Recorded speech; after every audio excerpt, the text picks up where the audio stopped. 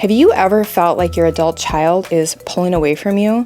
I mean, you tell yourself they're just busy, but they always seem to have time for their partner's family. So then you're just left feeling hurt, maybe even a little betrayed, and you think, why don't they make time for me? Like, what am I doing wrong? If you've ever felt like this, or maybe you're in the phase right now, this episode is for you. I want to share with you my personal story with my mom. I'm going to walk you through how we shifted that dynamic in our relationship, because the truth is, this isn't about your child loving you any less. It's about life pulling them in every different direction. And what you do next, well, that could change everything.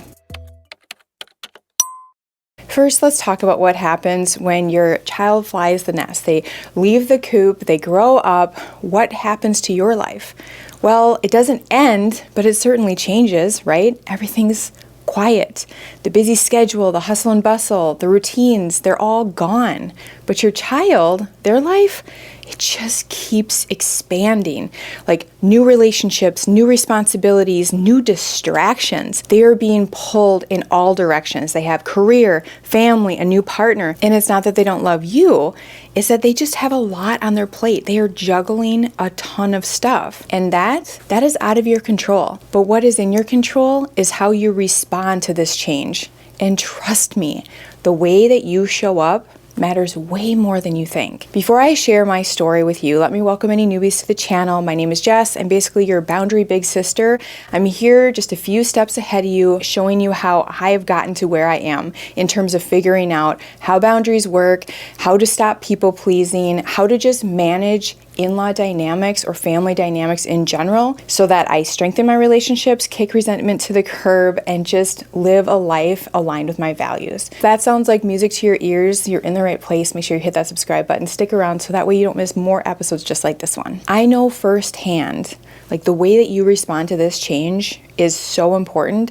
It's because I went through this with my mom. Like, we have always been close. My mom was the best. Well, she is the best. If I ever needed anything growing up, she was always there for me, but she never expected anything in return. She was my rock. But when my dad passed away, everything changed. Like, suddenly I went from just her daughter to her everything. And she didn't realize it at the time, but I felt like she was holding on to me so tightly that I was about to get pulled underwater. But this was not her fault. She had spent her entire life taking care of people.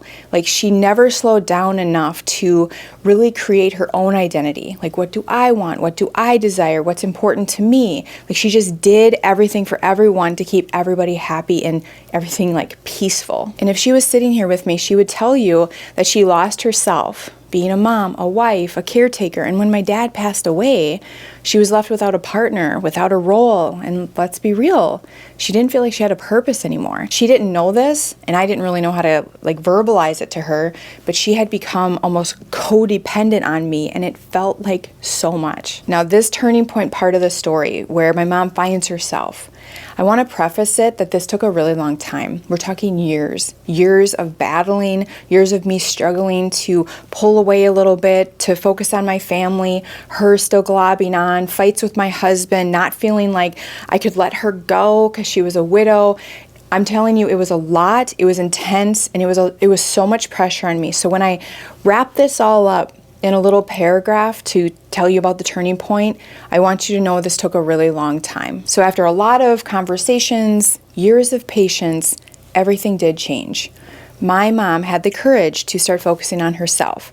Now, this might not seem scary to you, for those of you that have a strong sense of self, but for you that are watching this and you have never in your life taken a moment to turn around that mirror and like look at who you've become, what you like, what you desire, like who are you? Not based on what other people value, but truly you. It's freaking terrifying. And so when I say she had the courage to do it, I'm telling you, I'm so proud of her. She had the courage to do it because she could tell what it was doing to me. So she started with joining a coffee group in town, and then she joined a friend group, and then she, I think, had a class, and then she joined a women's traveling group, and she went on a trip, and then she liked it, and she went on another trip. And so she just kept expanding and exploring and figuring out who she was without my dad, without being a caretaker, without just being a mom, like who is Donna? Donna is her name. Who's Donna Marie? So she did a lot of exploring, and let me tell you, now it's to the point where I'll call her to see like, what's up, how she's doing. And most of the time she's like, oh, hi, Jessica Marie, I can't talk right now. I'm out to dinner with the girls, which I love. Like, all I wanted was for my mom to live her life. I didn't want my mom to rely on me like oxygen. That's how it felt. It felt like she was relying on me for everything, and that was suffocating, and the pressure, it felt like I could not, like I was not able to focus on my family fully because the guilt just ate me alive. And the moment that she started to explore her own identity, stand on her own 2 feet, it just changed our whole dynamic, because now it wasn't like I was calling her out of obligation. I wanted to know how the trip went. I wanted to know the new restaurant they tried out. I wanted to know what was that like crazy play they saw. Like, I wanted to know more about her life because she was bringing a different energy to our relationship. I hope this is making sense, but I'm speaking to the parent that feels so cut out from their adult child. I want you to know what it's like for your child to feel like they have to hold it all up and your happiness relies on them giving you attention when they're also holding up all that stuff that's added to their plate.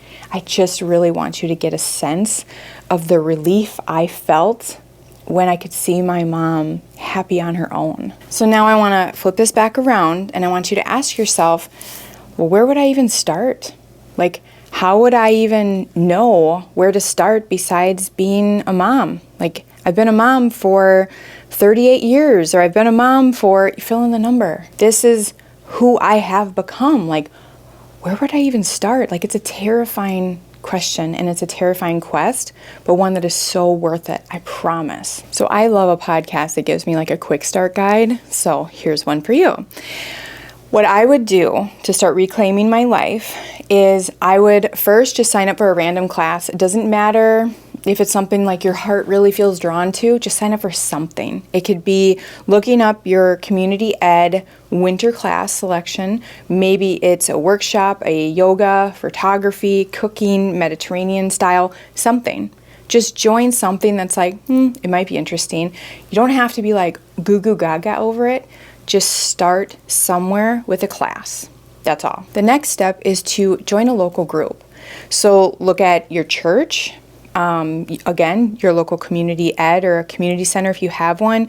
We have knitting groups, crochet groups, crafting groups. We have so many things that are going on all the time. Plug yourself into a group.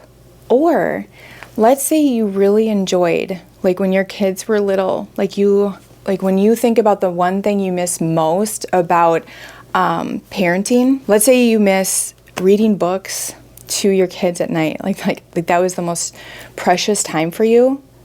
I would go to the preschool. They're always looking for readers. I mean, parents, they rely on parents to come in sometimes and do the reading, but let's be real, when your kids are in preschool, you use that time to do stuff at home. So if you could go and volunteer at preschool, help with the crafts, help, just structure the classroom when they have kids, the preschoolers in or whatever.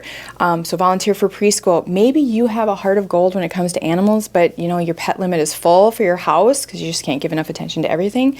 Go volunteer at an animal shelter. Go volunteer at a food shelf. Just start plugging yourself into things that you really know. This is what either I really miss about being a parent, or this is what I really enjoyed. Volunteer at an assisted living. Maybe you could be the van driver and take them on adventures and go just on field trips. Like, I'm watching Landman right now, and oh my gosh, I think it's Allie Larder. She's doing that right now, her character. It's just hysterical.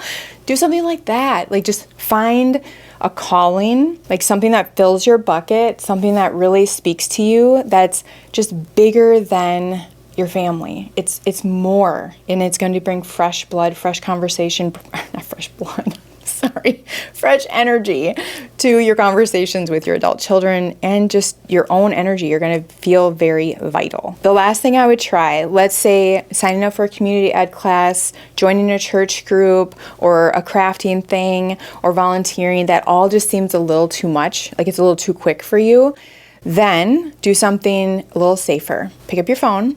If you haven't already, download Pinterest, go to Pinterest and literally type in how to get to know yourself.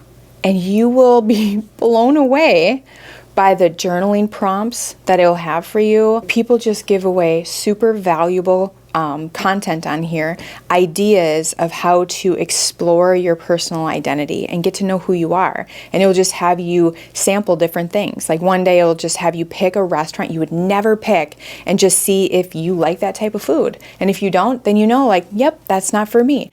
So that's one way you can start exploring your personal identity, what you like, what you don't like, what kind of hobbies you want to try out.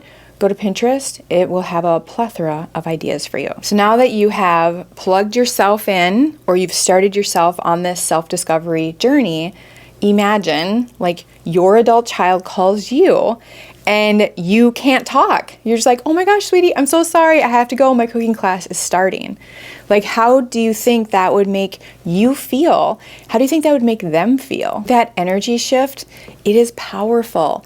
And it's showing them that you are living a full life beyond them. And that is going to shift everything. They're going to want to call and talk about what is filling your cup. And you're going to inspire them. You will be a source of inspiration and joy versus guilt. See, it's not going to be heavy and strained anymore. It's going to be light and just full of just more rich conversation. So what's one small thing you can do for yourself today? Well, you could look up a class, you could call your church and see what they're offering, or you could just sit with a journal and ask yourself, who am I outside of being a mom?